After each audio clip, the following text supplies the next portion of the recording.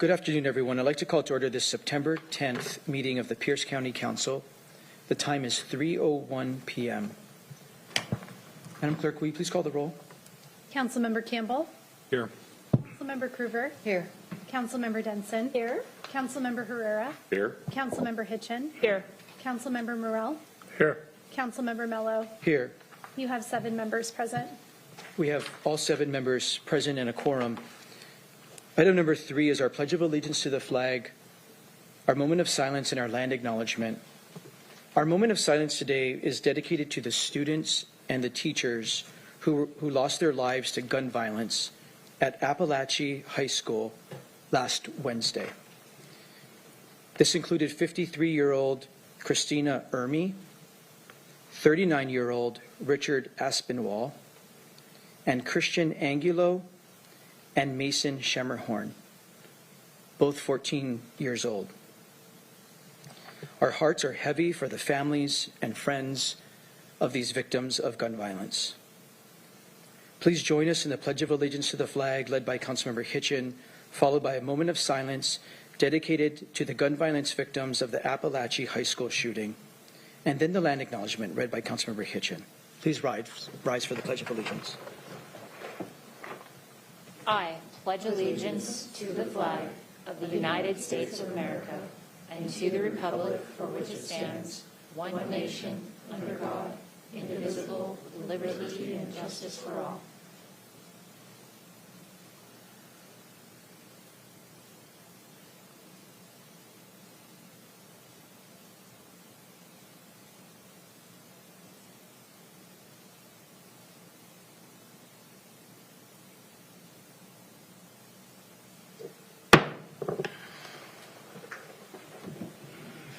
We acknowledge that we are on the traditional homelands of the Coast Salish tribes.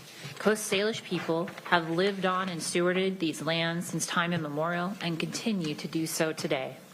We recognize that this land acknowledgement is just one small step towards true allyship, and we commit to uplifting the voices, experiences, and histories of the Indigenous people of this land. Thank you, Chair. Thank you, Councilmember Hitchin.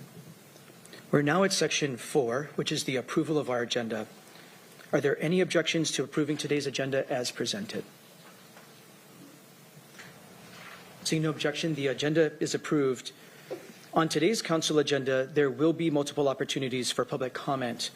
On the consent agenda, you may provide comment on any final action item. This does not include items simply placed on the consent agenda for introduction or scheduling. On today's consent agenda, there is one appointment resolution for final hearing, which is subject to public comment. During Section 9 of the agenda, we will take public comment on each of the 2 ordinances individually. And then finally, under Community Forum, there will be an opportunity to address the Council on any topic that is not up for final action on today's agenda. For more information on the rules for public participation, please review the bottom of page 1 of today's agenda. So that brings us to Section 5, the consent agenda. We have the consent agenda before us. Does any member wish to pull any item from the consent agenda? Not seeing any. Vice Chair Campbell, for a motion, please. Thank you, Chair. I move approval of the consent agenda as presented. It's been properly moved and seconded that we approve the consent agenda as presented. This is a public hearing on the final action items on the consent agenda, which includes one appointment of Thierry Ruboneka to the Commission on Refugee and Immigrant Affairs. We'll start here in council chambers. Does any member of the public wish to provide comment on this appointment that is on the consent agenda? Not seeing anybody come to the podium. Mr. Dominique, anybody in our Zoom room?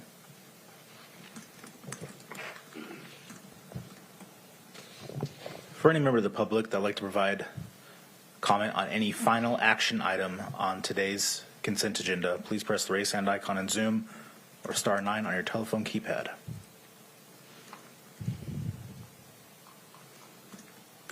There are no hands at this time, Chair. Seeing no hands, we'll close the public hearing, bring it back to the council. Madam Clerk, will you please call the roll on the consent agenda? Councilmember Kruger. Aye. Councilmember Denson. Aye. Councilmember Herrera. Aye. Councilmember Hitchin. Aye. Councilmember Morel. Aye. Councilmember Campbell. Aye. Councilmember Mello. Aye. The results of the roll call vote is 7 ayes and 0 nays. On a vote of 7 ayes and 0 nays, the consent agenda is adopted. Section 6 is messages from the executive and other county elected officials. There are none today. That does bring us to Section 7, proclamations, recognitions, awards, and presentations. Today, the Pierce County Council will proudly proclaim September the 11th, 2024 as National Day of Service and Remembrance here in Pierce County, Washington. I'd like to invite several recipients to the podium. They include Emmanuel Brian Munoz, Sergeant First Class in the United States Army, along with Oliver and Henry Munoz.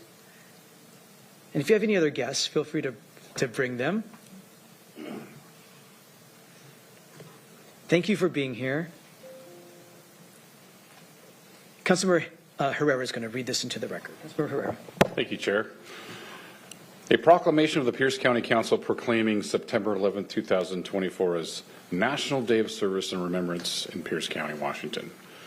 Whereas on September 11, 2001, our nation faced an unprecedented attack on U.S. soil, and the American people responded with remarkable courage and heroism.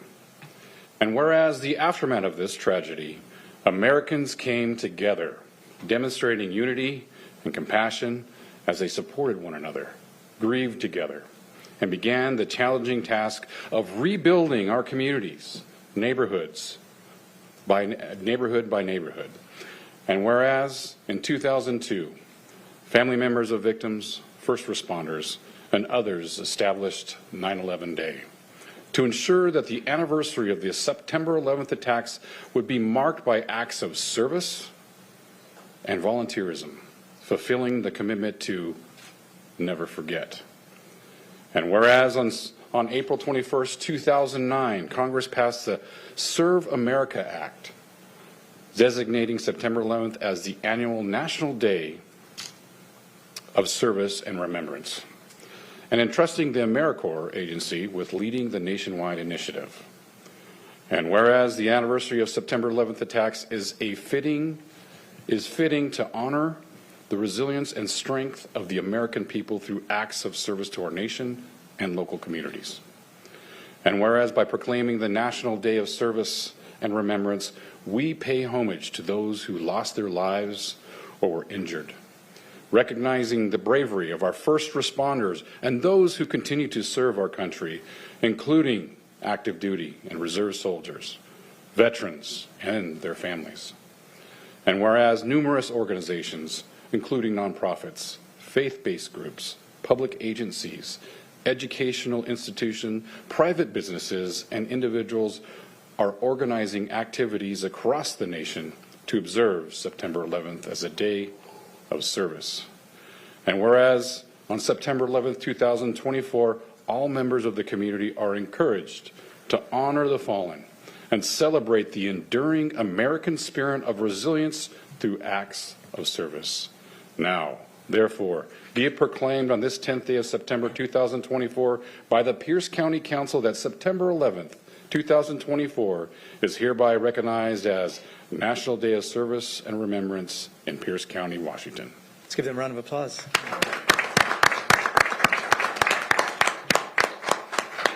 Sergeant First Class Munoz, we'd love to hear from you and your guests. Yeah, absolutely. I just want to say thank you, Mr. Chair and council members, for having us here today. We're here as part of Troop 2329, one of two scout troops on JBLM. Troop 2329 has the pleasure of being one of the first pilot programs for this new initiative where it's all one troop. So instead of, for the last year or so, they've had a boy troop and a girl troop. And now it's just one intermingled troop. And so we're very excited to be at the forefront of that and bringing in our, everyone regardless of gender. And it's worked out so well for us. And so we're excited to be here. Thank you for having us. Thank you for Mr. Wilden for connecting me with Councilmember Herrera. Thank you for you and your team for bringing us out here. And we're just happy to be here and excited that we will be able to be part of this big day. So thank you. Thank you. Anyone else wish to say anything? Chair and members of the council. My name is Josh Wielden. I'm a veteran from the city of Puyallup. I work for the Army with Sergeant Munoz. And he came to me and he asked if I had the opportunity, and we made this happen today. So it just happens that tomorrow is 9/11, and those acts of terror impacted many of people of our community. I was telling Councilmember Herrera, I remember I grew up in Kelso, Washington, and I was a senior in high school, and when 9/11 happened, it was like Callets 2 Fire and Rescue, and we watched the plane hit the second tower there. And then years later, I joined the Army, and I ended up in Iraq and Afghanistan serving on foreign soil against those enemies we had that struck our country. So I'm gracious for you guys to invite our Boy Scouts in and to treat them with this respect and dignity that they deserve. Thank you. Thank you. We're so grateful you're here, and very grateful for all of your service, especially both of you, for your service to our country. Anyone else wish to provide remarks today?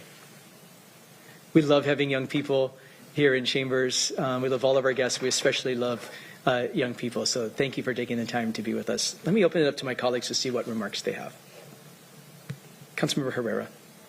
Thank you, Chair. This proclamation said it all. And what is really great of what this country did after 9/11, it took a tragic day and made it into a day of service. The rubble of the Twin Towers no longer exists. The nation's tallest skyscraper now is there. The scarring of the land in Pennsylvania where the terrorists nosedived the plane down over there is healed. The force has grown back. We have moved on from that. The walls of the Pentagon have been rebuilt. Today is a day to remember of what unites us, not what divides us. And doing a day of service is something we can do together. Getting out there, picking up garbage, going out there and helping your neighbor who's maybe older and needs their lawn cut or something like that. Those are the type of things that bring us closer together, days of service like this. We could have just cried in our glass of whatever we're drinking for 20 years, but we haven't done that. This country was united that day. I do remember the news when that act happened, but I mostly remember the next day, September 12th, on how this country was very united. Underneath that flag, we were united quite very, very strongly. And I remember those feelings of that nobody can stop us, nobody can slow us down, no one can discourage us. And we want to bring that back through the day of service. So thank you, Chair, for allowing us to remember September 11th, because it has been 23 years. But it's gone quick, and a lot of water has gone underneath the bridge. But thank you, Chair. Thank you for bringing this forward, Councilmember Herrera, for your leadership. Councilmember Hitchin. Thank you, Chair. I just want to acknowledge and thank the Scouts for being here to celebrate is the wrong word, to memorialize this day of remembrance and service, and also the parents and the adults in the lives making Scouts happen. Always love to see Scouts of all genders. It's just such a great program, and appreciate that JBLM is thinking about it a little bit differently and trying something new. So I look forward to hearing about that. And then to the proclamation, having youth here, I woke up and had to go to a middle school in the Clover Park School District the morning of 9/11 with very little information, and kids coming into the school and having no idea because they hadn't seen the news. And many of them had family members that were service members in Lakewood going to JBLM and going, actually we weren't JBLM at that point, I think we were still separate. Yeah, so, but it was just a very, very different time, and so kind of brought it full circle here to have some youth in here today and be talking about 9/11. And I know that my math is correct, none of you were around at that point, but your parents firmly probably remember where they were and what they were doing and the impact. So this is kind of I appreciate you brought Scouts to share this experience with us, and hope you have some time to reflect on this and maybe do some help in your neighborhood, just like Councilmember Herrera suggested on this day of service. Thank you, Chair. Thank you, Councilmember Hitchin. Any other final remarks? Well, thank you, Councilmember Herrera, for making sure that we never forget here in Pierce County that we lift up great organizations like the Scouts who are making this memory happen and teaching leadership and service, and also the service and leadership that you provide in our community. The proclamation reminds us that in 2009, the Congress asked the AmeriCorps program, our domestic Peace Corps, to carry on this work, as Councilmember Herrera indicated, of National Day of Service and Remembrance, where these acts of terrorism were not going to lead our country to succumbing to that debilitating feeling of terror and that debilitating feeling of hopelessness, but that we're never going to give up. We're actually going to be better coming out of this extreme tragedy. Later that year, coincidentally, that didn't happen until 2009, as Councilmember Herrera reminds us in this proclamation. But later that year, in 2001, I actually started as an AmeriCorps member in this county, and it's just such an amazing program, and there's so many different ways for all of us to give back, whether it's giving your life, your life for a year or two, like I had the privilege of doing in the Domestic Peace Corps, or as Councilmember Herrera notes, a Saturday afternoon for a neighbor's lawn that might need cut, or the food bank in the neighborhood, or helping someone find a place to lay their head at night. These acts of service can happen in so many different ways, and we're really grateful for the service that all of you in so many different ways that are standing before us give to our community and to our country. So thank you. Can we invite you all the way up here to come and take a photo with us?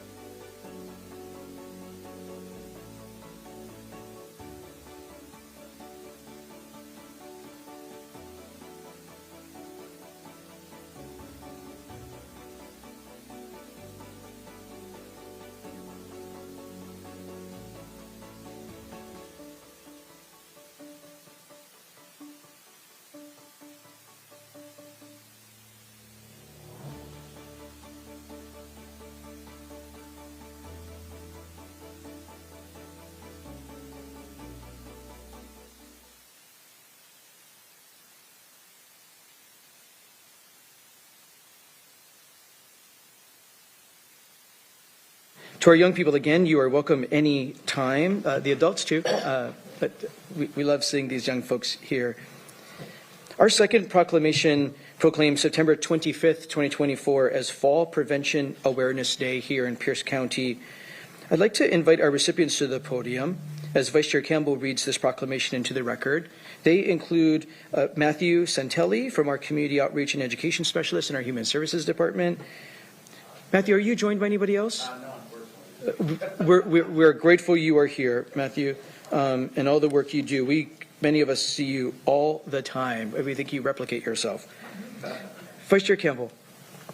Thank you, and I know many of our other presenters help run our senior centers, which would be operating at this time. So thank you for making the time to come down here. Proclamation of the Pierce County Council proclaiming September 25th, 2024 as Fall Prevention Awareness Day in Pierce County, Washington. Whereas approximately 128,000 Pierce County residents 65 and older, falls are the leading cause of injury-related deaths, with a fatality rate of 7 71.96 per 100,000 people, according to the Washington State Department of Health.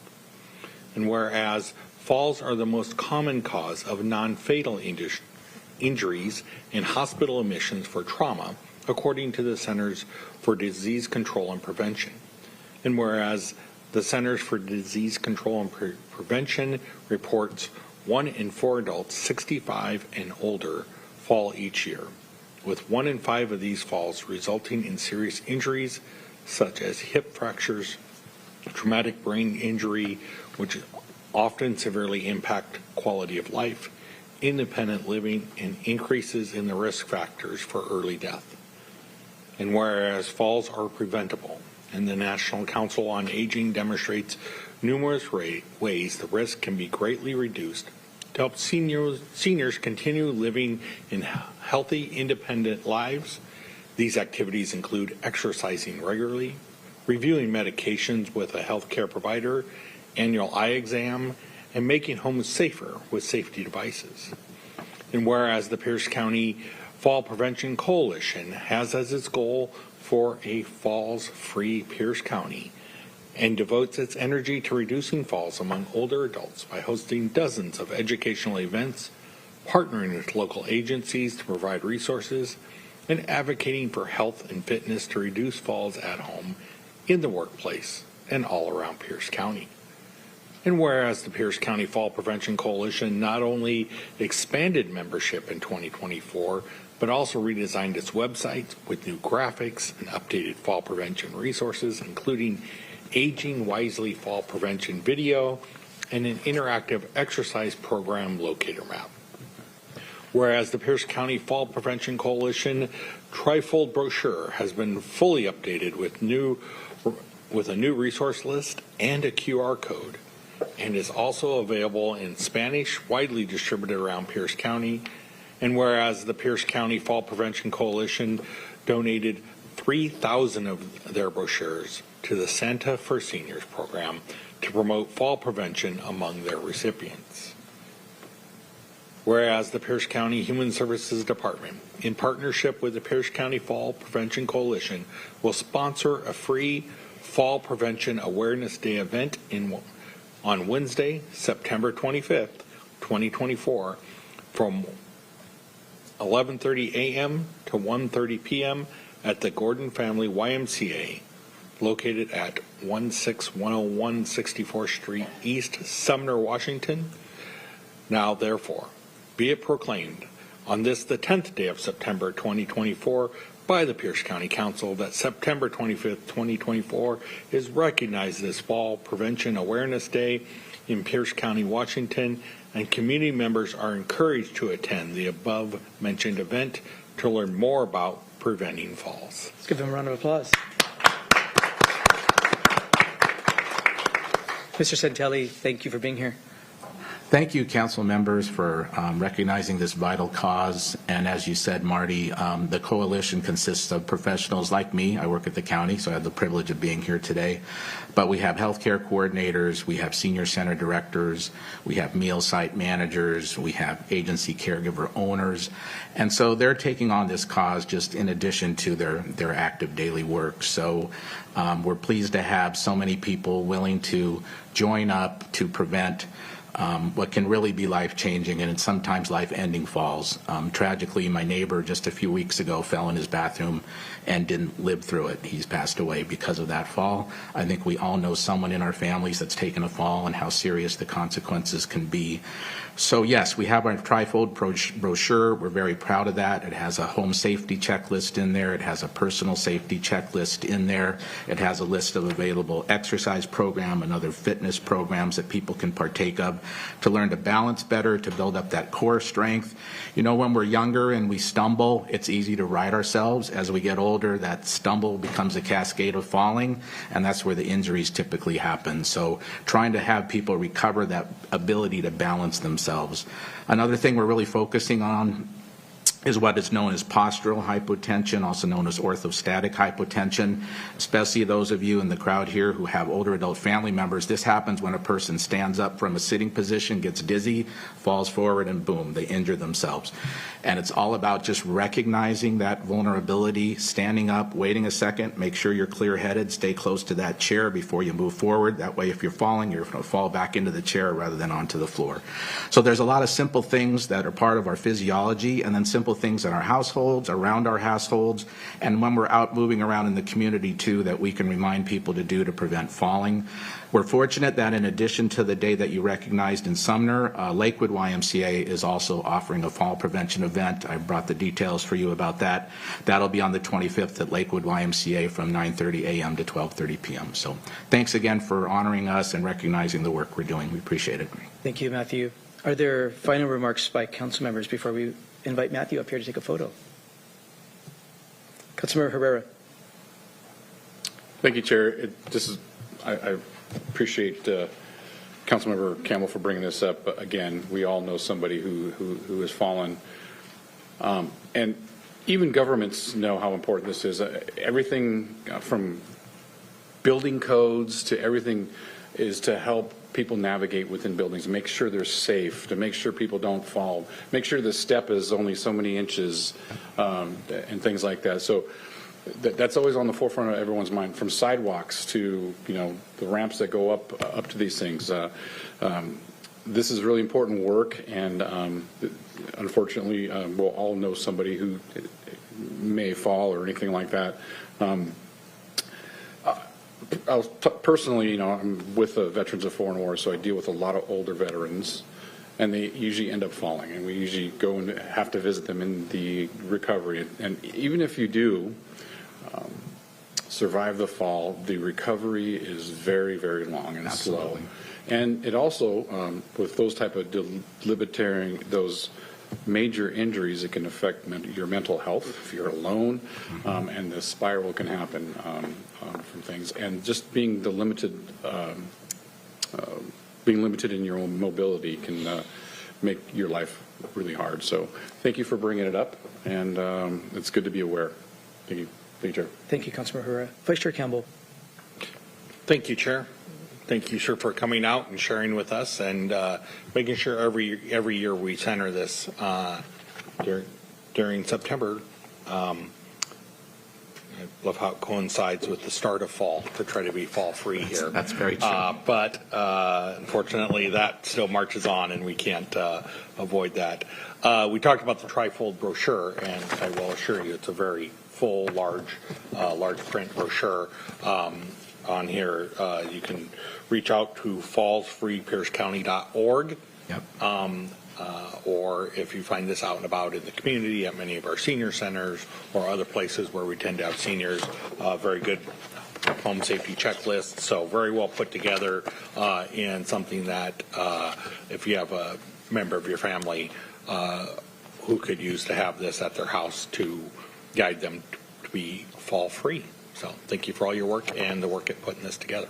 Yeah, you're welcome. And folks can always contact us at our county center office as well. Call us. Happy to mail them out. Happy to deliver them to constituents if they have a community group, a faith group, anything where they need that stuff to be available for their people that they're serving. So, Thank you, Matthew. You and your team seriously replicate yourselves in amazing ways to get the word out about this resource and so many others. It's remarkable how many places you are to get great resources out to folks. And I just really do appreciate the consistency of doing this education, as Vice Chair Campbell noted. A lot of these are just really practical tips that after you think about them and experience them, they're incredibly practical and so useful. And I just what really stuck with me when we had the opportunity to do this a few years ago was the significance of preventing falls, because what happens when a lot of folks do fall, especially an aging person, it often leads to loneliness, because that fall can lead to a fractured hip or some limb that is really fractured, and it isolates them. And that turns into loneliness, and that turns into depression, and it just spirals out of control from there. So it's more than just that, just falling, right? That we're trying to prevent other significant issues like not being mobile for a long time, depression, loneliness, and worse. So this is just so important, and I'm glad Vice Chair Campbell made sure that we lifted this up again, and that you are out all the time getting these resources out to our community. Yes, as with most things in life, prevention is better than recovery. Prevent that fall. Don't try to recover from it. That's the key, you know. That's how you stay healthy. So, thank you for reminding us of that. yep. Can we invite you up here to take a photo so Absolutely. we can Thank you. further promote these resources?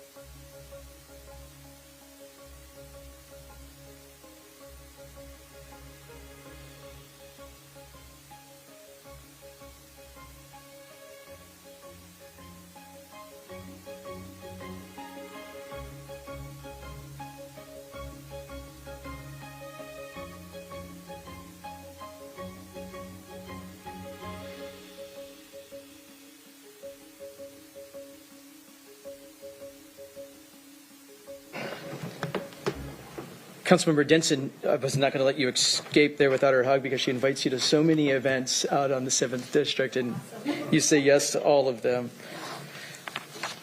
Thank you to all of our recipients of our proclamations and allowing us to lift up that important work. Section 8 is resolutions. There are none today.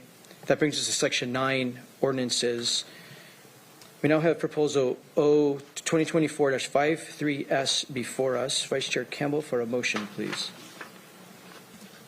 Or you, not me, because I don't have my agenda. Hold on. Thank you, Chair. I move proposal number O 2024-543S3, right? Correct. Yes.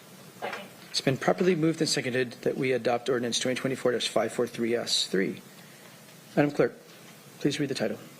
Proposal number O 2024-543S3, an ordinance of the Pierce County Council amending ordinance number 2023-44S2, the biennial budget of Pierce County for fiscal years 2024 and 2025. Thank you. Mr. Boki, to brief the council. Thank you, Chair Mello, Paul Boki, council staff. This is the first supplemental of this biennium. And you are amending the 2024-2025 biennial budget. We've had several amendments to this item, but I'll just quickly go down Exhibit A, and that'll hit most of the high spots, I think, in this budget. It reallocates $220,000 in projected under expenditures for the Small Business Strengthening and Security Grant Program, and it reallocates it to the Pierce County Community Navigator Program. It reallocates $140,000, and this is in ARPA, so excuse me, I should have mentioned the ones that I'm now speaking to are American Rescue Plan Act dollars.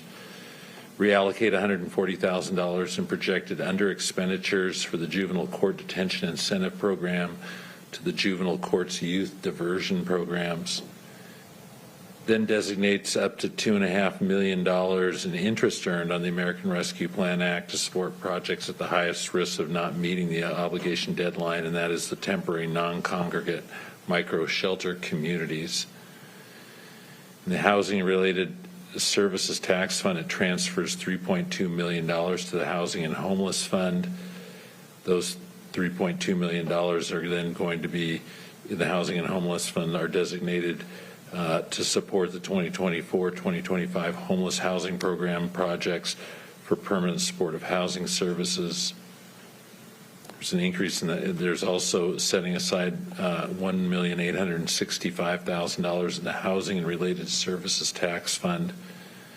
also known as the Maureen Howard Fund, appropriated $1,865,000 of this to the Tacoma Housing Authority Aviva Crossing Affordable Housing Project, and that's also being funded out of ARPA money, but there are some increased costs to this project, mainly having to do with utilities that are being required, and this would help to defray those costs. There's also $472,000 of Parks impact fees set aside to Penn Met Parks to provide capital funding. This is a reappropriation of funds appropriated in the last biennium but unspent, and so you're just making good on that $472,000 obligation. There's also $2 million of opioid settlement dollars set aside to procure mobile opioid treatment programs. And we have put in some new sections and changed some sections around, and we do have one amendment today. Are there any questions about the summer supplemental budget before we get to Amendment 1? So this is as adopted a couple of weeks ago. It was moved to reconsideration by Vice Chair Campbell. Let's turn to Vice Chair Campbell for Amendment 1. Thank you. I move Council Amendment Number 1 to Proposal Number O, 2024-543-S3. It's been properly moved and seconded that we adopt Amendment 1. Mr. Boki to brief. Thank you, Chair Mello. Amendment Number 1 has 3 items in it. One is an increase in the general fund appropriations to the Finance and Performance Management Department of $150,000 to be used to implement the recommendations of the performance audit on the efficiency and effectiveness of Pierce County's procurement and contract approval process for contracts administered by the Human Services Department. That is funded by an increase in the use of fund balance. The next one is, so in the original budget document 2023-44S2, there was a section 13, and this section has been in there for a number of years. We now think it's been well over a decade. That the county executive shall notify the county council in writing of any contract or contract modification having a total value greater than $250,000 at least 21 days prior to signing of the contract. You receive these electronically. They're sent to the budget team, and then we send them out, and you get them on a fairly regular basis. In the original, when this was originally done, there were several exemptions to this, and one of them was to contracts managed by the Human Services Department. This amendment strikes that language, and so the language "and contracts managed by the Human Services Department" will now be struck. This will have the impact of you will now see these contracts notifications coming from the Human Services Department. It also means you'll see quite a few more contracts because the Human Services Department does a lot of contracting. As you well know, they're involved in a lot of different activities, receive a lot of outside money from the federal and state governments, and there's a lot going on in human services. So you will see a number of new contract notifications.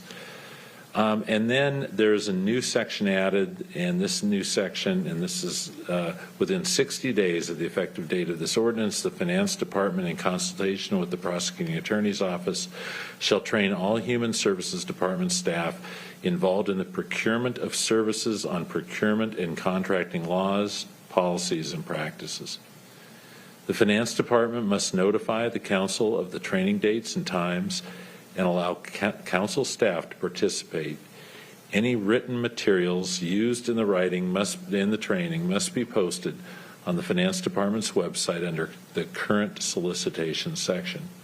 For purposes of this section, the procurement of services also includes solicitations for projects and programs through a notice of funding availability, a funding opportunity, or notice of funding availability. And that's your amendment that you have in front of you. Vice Chair Campbell to speak to the amendment.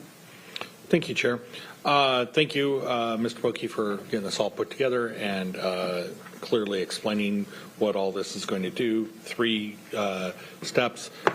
This was brought forward on the heels of the emergency being declared by Executive Dan Meyer around homeless services being provided through our coordinated entry program.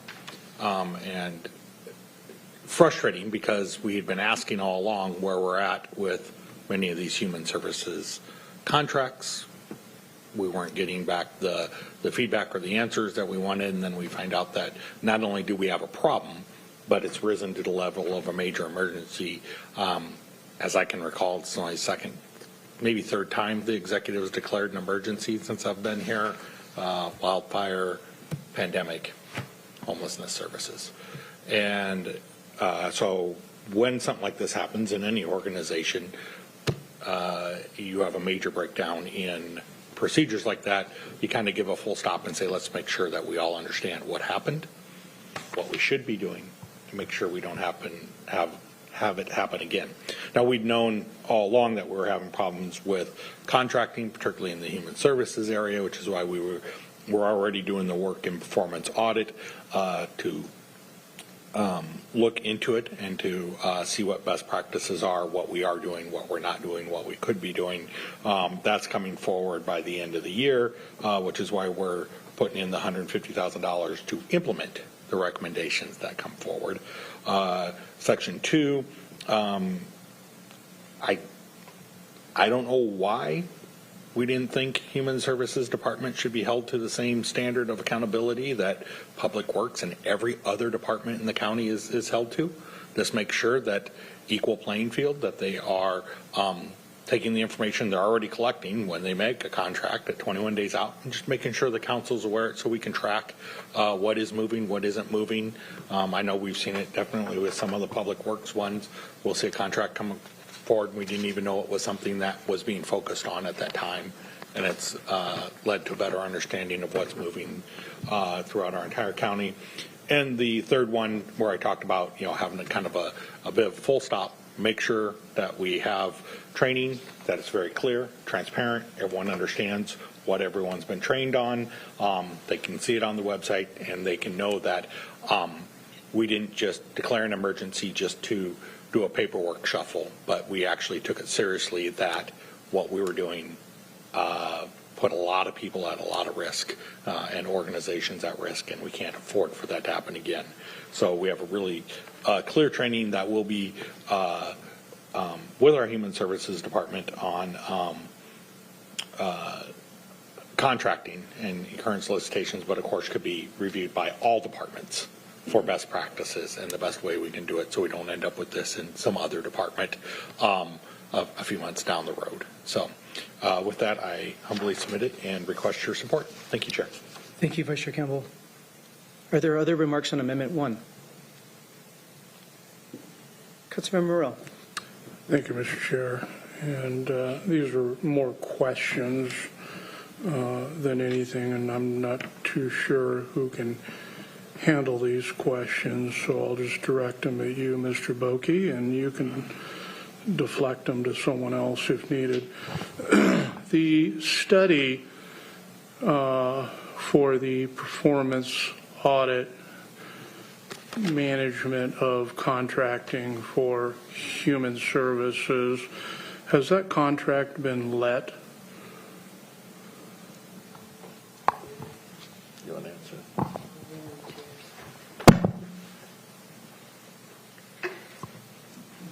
Yes, that contract was recently signed, and the deliverables are due December 31st of this year. December 31st of this year? Correct. Okay, and that's what this council allotted 75,000 Correct. for? Okay. Ms. Murray, you have your performance audit staff okay. here to support you. Do you have anything to add? I just thought you may have other procurement questions too. Okay, and what is that study? What are the bullet points that it will look at? So thank you, Councilmember Morrell. We are discussing the scope right now with the consultants, and they're looking primarily right now at the early parts of the contracting phase, and that is when Human Services Department receives direction and funding to do something, how they put together procurement processes and funding awards. There's a little bit of the process that comes later. The purchasing process that's in Workday, there's some timelines in there that are going to be looked at, but primarily it's going to be that first part of the process when the council awards money and Human Services determines how they're going to distribute it. How many phases are there going to be of this study? Well, the study is just one study. We're just looking at different phases of the process. Phases, okay. Right. Yeah. Will it study any of the state, federal law requirements for procurements? That will be part of it, I think, as they play into how Human Services makes their decisions. They'll look at that, sure. Okay. And then in this, there again, might not, you can deflect this. You know, in looking at some of these well-intended requests of different departments, I'm always looking for the unintended consequences of that, and this might be back to Ms. Murray, is do you think that within the notification process that it could slow down the time of contracting? You know, it really is about whether or not they have done their planning. I mean, it's, if you know that that is a requirement of you, you should be planning accordingly, so they shouldn't slow it down. So it really is a question of how Human Services is really planning out their activities. We've seen several funding awards come to council on the same day in which service is expected to be started under contract. So we're clearly pushing on the edge already. So that could exist, but the question remains, should they start planning better for these events? So then it turns into a scheduling challenge for them to make sure that they've got adequate time laid out, because we're requesting a 21-day notice. That's basically, they give us a list of projects that they're going out for in a notice. So you receive currently those 21-day notifications. You recently received one from Finance for a $350,000 extension of the, I believe it's the county's website, Civic Plus.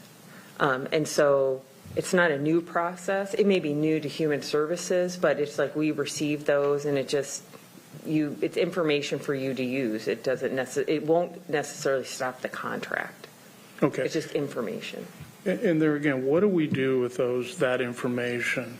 Is it given to the individual council members, or does it just come to? It does. And so like currently there's a number of notifications. This is one of those. So for example, we currently get the notifications of requests for proposals, and what we do with those is currently staff are reviewing those. They do distribute those to you, and likewise it gives you an opportunity to comment on the content, but the decision of whether or not to use those still rests with the department. For the notification of those contracts, to me it's no different. We'll get a notification no different than you did for Civic Plus, and it's up to you to decide whether or not to review those. I would say the likelihood, depending on the topic, is you would have your staff review those as well. And it always just depends on, do you think that this is one relevant to crack open? But there's a number of timelines in the back of the budget, like, grant applications, right? We do review those, bring those to council. So it really is just what level of review do you want to have? And this one would be no different than what you're currently receiving from other departments. Okay. And then I think that's all the questions I have. Thank you. Appreciate it. Thank you for the questions, Councilmember Morrell. Other questions about Amendment 1?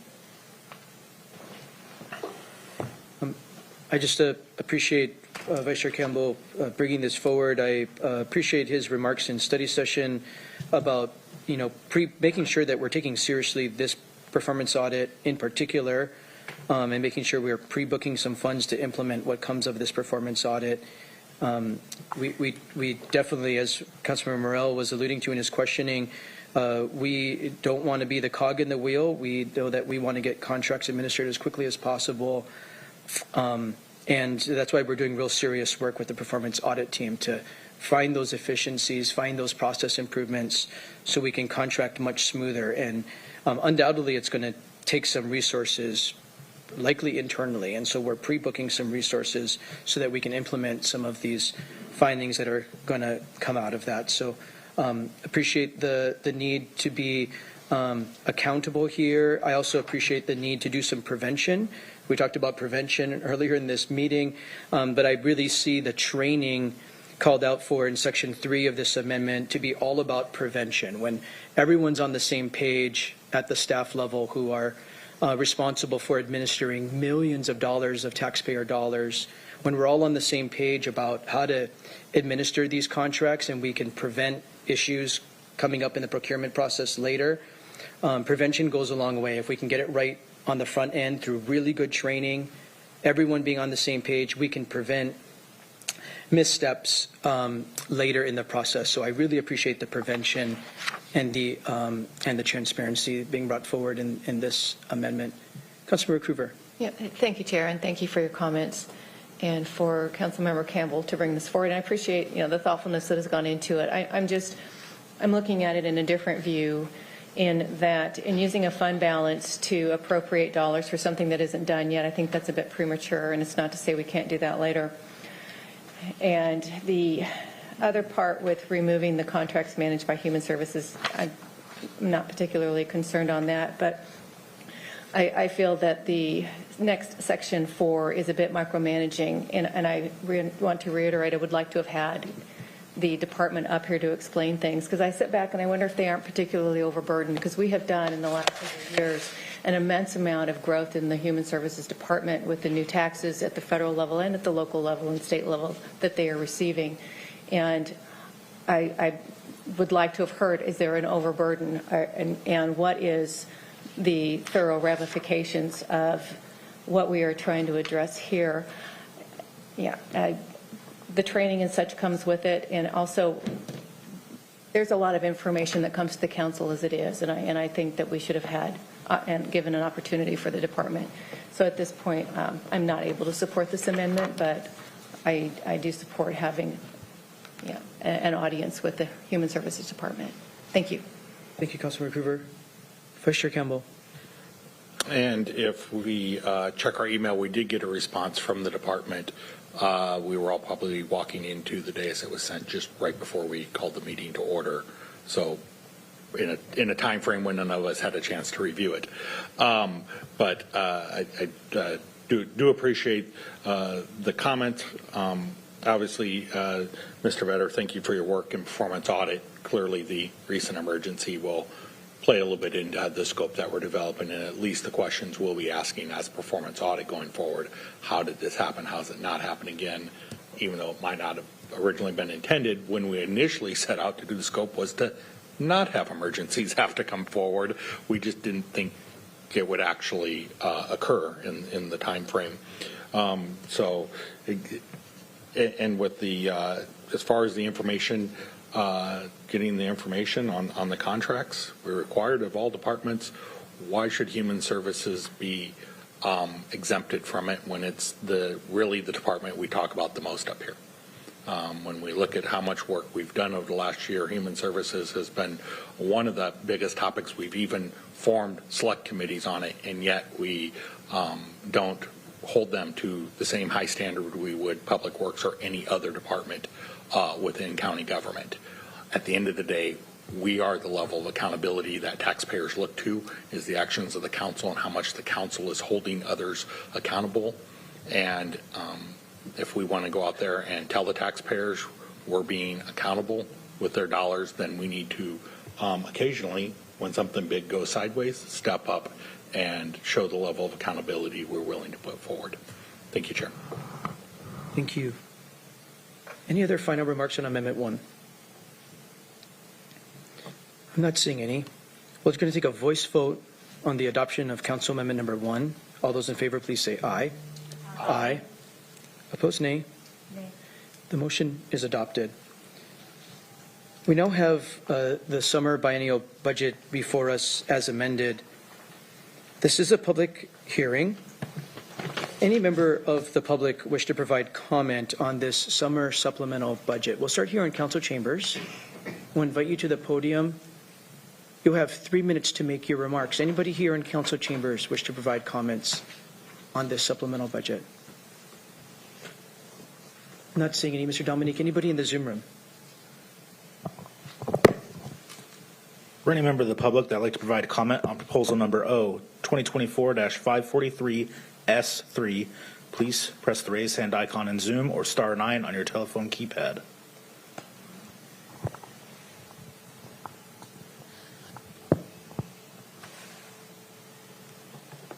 There are no hands at this time, Chair. With no hands, we'll close the public hearing, bring it back to the council. Are there final remarks by council members? Councilmember Hitchin. Thank you, Chair. I just want to acknowledge and thank the staff and the finance team that got us to the point of this legislation before us to amend the biennial budget. There's a lot of really good work taking what the executive brought before us and to my recollection, everything that was in his original plan is here, is funded, and then we've added some additional language to clarify some things around the non-congregate shelter work. We have really looked at the Navigator program with our business programs that have done really well, that we want to continue making sure that those dollars are going out as long as we can, starting new businesses or supporting new businesses locally across the county is a phenomenal idea. They were at the Pierce County Fair, or sorry, they were at the Pierce County Fair. They were also at the Washington State Fair. I walked by, they have a booth there. And they're just doing really phenomenal things with that program. So just that additional it's government small amount of money, I think will help fund several other businesses getting started. And the one that I'm the most excited about is the mobile opioid treatment services. We've spoken quite highly as a council and as a community about the opioid epidemic. The money is there. We just need to start the process, and considering how long it might take us to actually find someone willing to do this work, find a vehicle that will work, find a place to park it, we need to start now in hopes that maybe we will have something set up by the end of 2025. I mean, and that's being ambitious. I'm truly being honest on this, because some of the barriers and things that come up with literally where you park this vehicle is going to be a challenge. So we need to start this process, because as we continue to talk about people are dying, we have medication and treatment and providers that are willing to do this work. They just need to be given a green light, and a green light is, in this case, a source of revenue to be able to do this work, because they can't do it alone. They want to partner with us. We have the resources. This is the right thing to do. And so just considering the length of time it'll take, I think the sooner we get this funded and started, will really get us going again, with the hope of getting something actually driving on our roads and getting out into our county by 2025, I think would be phenomenal. But getting it started today or this week, I think, is the way to make it happen. So I'm urging adoption of this as is, with all the amendments my colleagues have brought to the table. Thank you, Chair. Thank you, Councilor Hitchin. Vice Chair Campbell. Thank you, Chair. Was just doing some calendaring in my head, and it was almost 1 year ago to the day that the executive presented the initial budget on this to us. So that was on thinking that they'd gathered in early June, early May of the year before. So what we have and we're working on is a budget that was largely derived almost 18 months ago. And so to come back and make some tweaks to get us back on course with what the community needs are that may have changed. It's just always good why we come back with these supplemental budgets, because where we do the initial data gathering and all the initial forecasting and all that, 18 months down the road is when it's being put into things, and we see gaps and we see missed things or we see more opportunities. I don't agree with everything that's in here. I don't think any of us agree with everything that's in here. But the point of a budget is it is the numeric value of our visions of how we want to see happening in our community, what we want to see. And I'm looking at some of the stuff that's in here. More money for, I just moved the page on myself here. So youth diversion programs, really increasing that because we're seeing more and more youth into our diversion programs. I think I was just looking at the newspaper earlier today. I think there were 4 young adults, youth and young adults who showed up at hospitals in the last 3 days with gunshot wounds. There's been a huge increase in youth violence over the last month. And that's going to put more burden on our systems. But to have the to actually say we want to put funding into that and to provide more funding to keep those programs working, because to simply say when youth become justice involved, we got nothing for you, has not been a solution that has worked in the past. It's not the solution that will work in the future, and it's not the solution that we can wait till the next budget 2 years from now to address. These are important issues that are being addressed in here. Again, I don't think any of us agree with everything in here. That's not the point of a budget. The point of a budget is to make sure that we as a county are fiscally doing our duty. And so I will be providing a yes vote so that we can continue to move forward with many of these basic services. Thank you, Chair. Thank you, Vice Chair Campbell. Any other final remarks?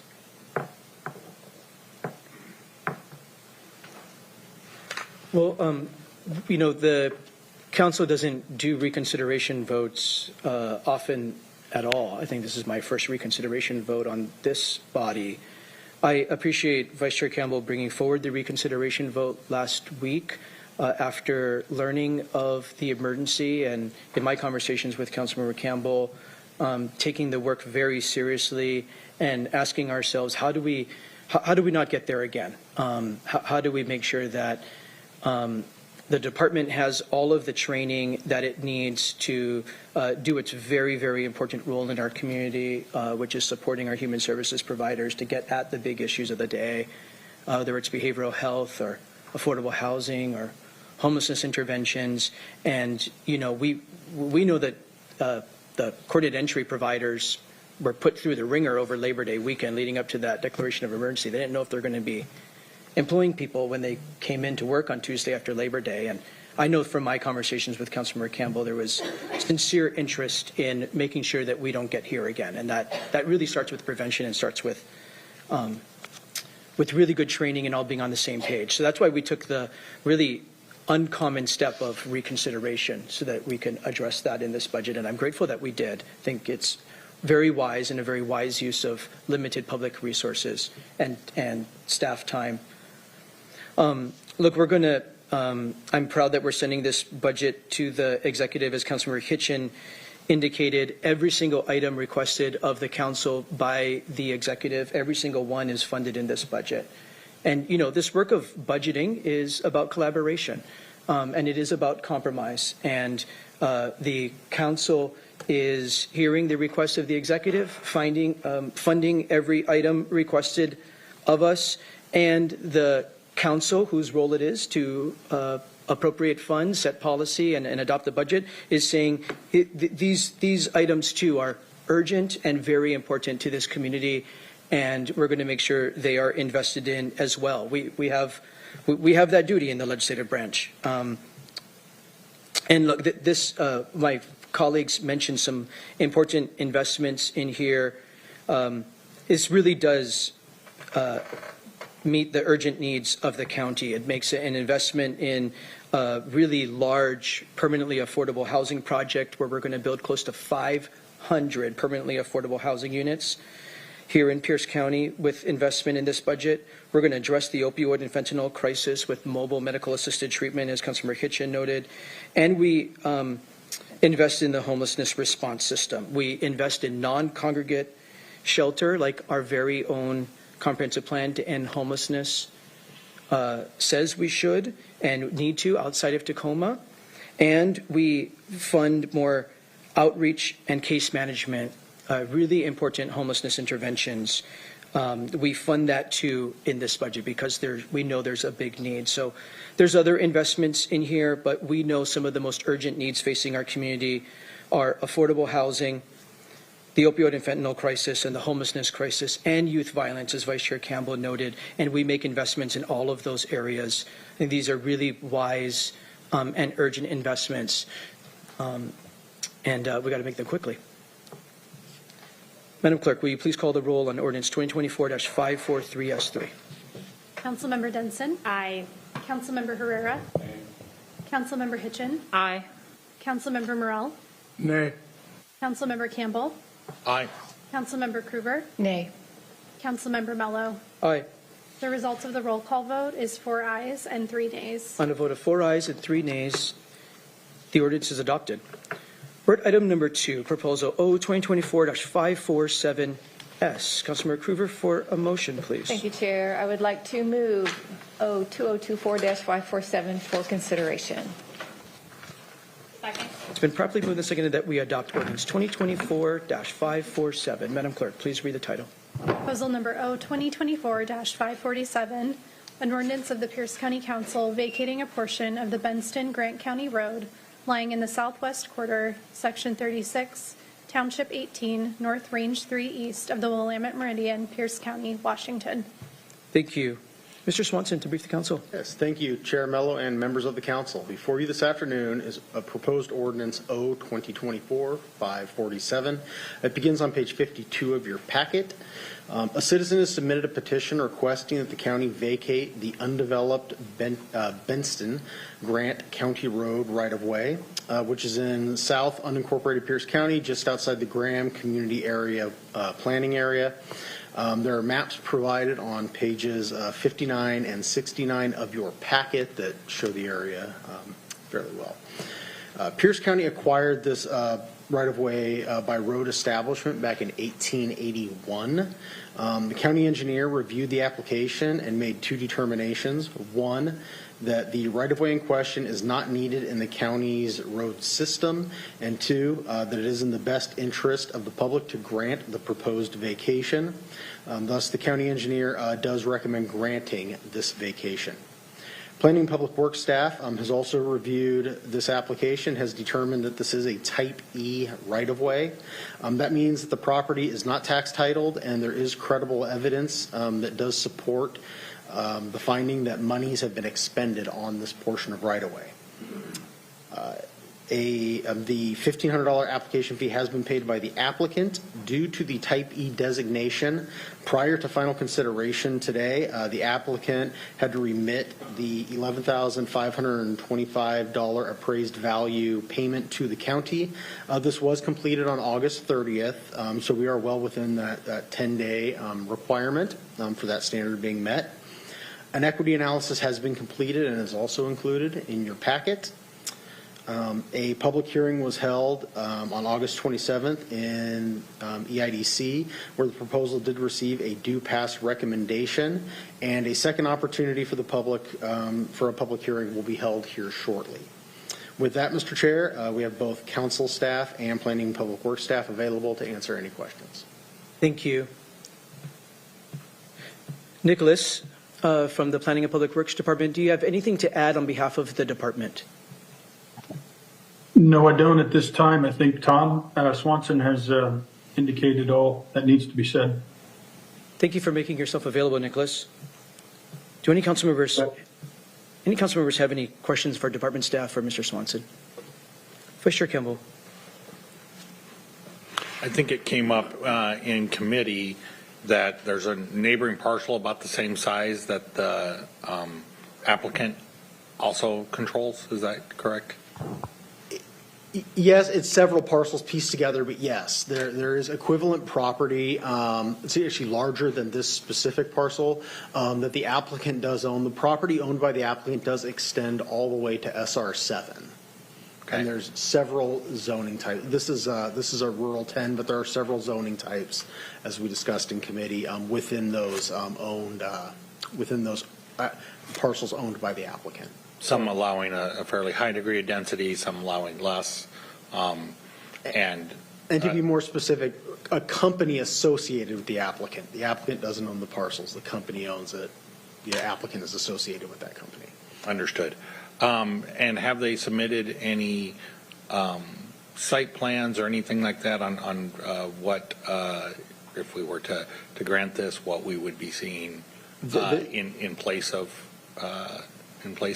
There are no applications submitted for those for any of those parcels controlled by the company associated with the applicant at this time. Okay.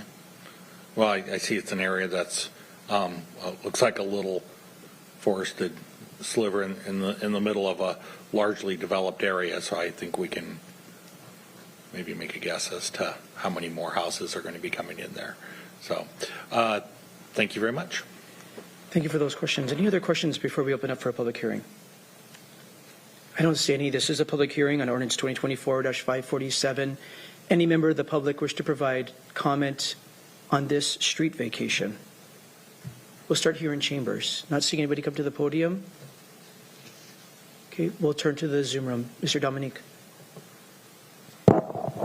For any member of the public wishing to provide comment on proposal number 2024-547, please press the raise hand icon in Zoom or star 9 on your telephone keypad.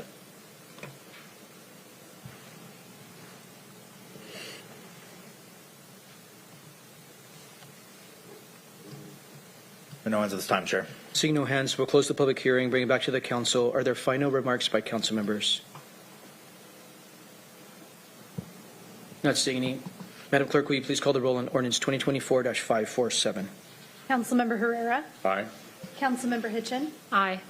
Councilmember Morrell. Aye. Councilmember Campbell. Aye. Councilmember Krueger. Aye. Councilmember Denson. Aye. Councilmember Mello. Aye. The result of the roll call vote is 7 ayes and 0 nays. On a vote of 7 ayes and 0 nays, the ordinance is adopted. That brings us to Section 10, Community Forum. Community Forum is an opportunity for members of the public to address the council on any topic that is of significance to or affecting Pierce County government and that did not appear on today's final action agenda. There is a 3-minute time limit. We ask you to state your name if you would like it on the record and that you also address all your comments to the chair. We'll start with those here in council chambers. Anybody here in council chambers wish to participate in community forum? Welcome, Ms. Perkins. Thank you, Sally Perkins, District 4. I'm here today with some thank yous. I want to thank the county for taking on administering the state right-of-way money for homeless people in Pierce County and getting that money out to the other jurisdictions. Thank you for supporting the conversion of the Candlewood Suites into enhanced shelter for people moving off the street and into shelter that can actually address their circumstances and the trauma of living outside on the street for long periods of time.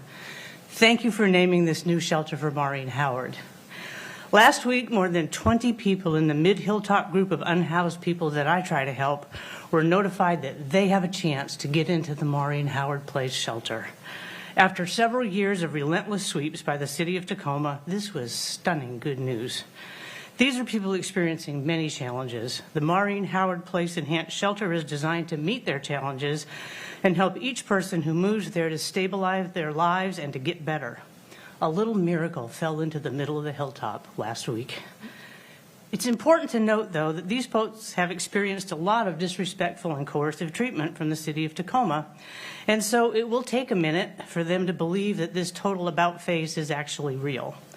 They are justified in being skeptical because through the sweeps, the city has made them skeptical.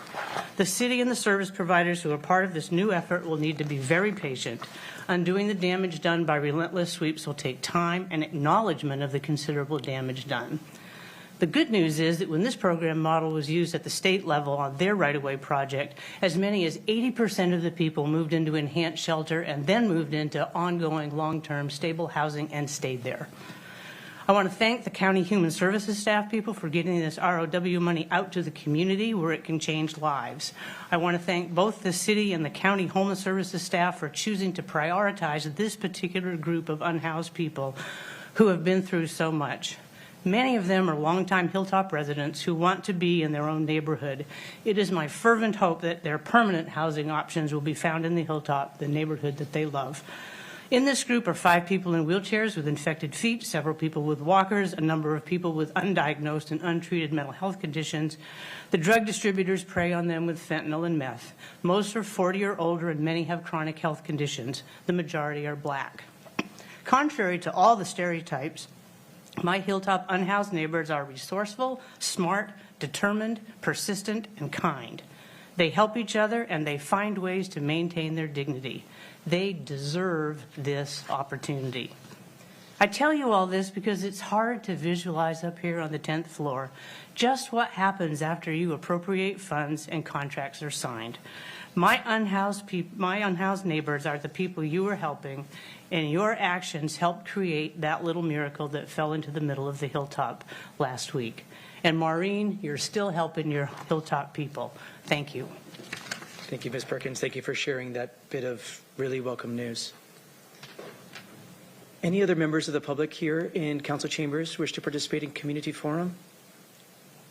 I don't see any. Mr. Dominique, anybody in our Zoom room for a community forum?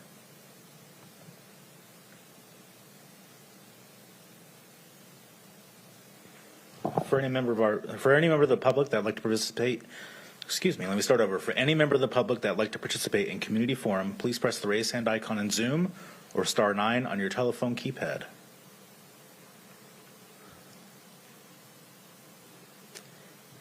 There are no hands at this time, Chair. Seeing no hands, we'll close community forum and bring it back to council. Thank you for participating again and for sharing that gratitude and those stories with us. We're at section 11, other business and announcements. Is there any other business or announcements by council members? Councilmember Herrera. Thank you, Chair. I just wanted to remind the community that in the city of Milton at the community park on the address is 100 Laurel Street in Milton. They will be having a 9/11 memorial at 05:45 a.m. tomorrow morning. It's a fitting place. If you've never been there, they have a 9/11 memorial with a 35-foot steel beam. It really brings it back. So I will be there at 5:45 for that. But just a reminder that the community is invited. Thank you, Chair. Thank you. Councilmember Denson. Yes, thank you, Chair. I just wanted to share with council, and I know staff care a lot about this too. On Sunday, I attended the funeral for former council member Terry Lee. Councilmember Krueger was there, as well as some of our staff.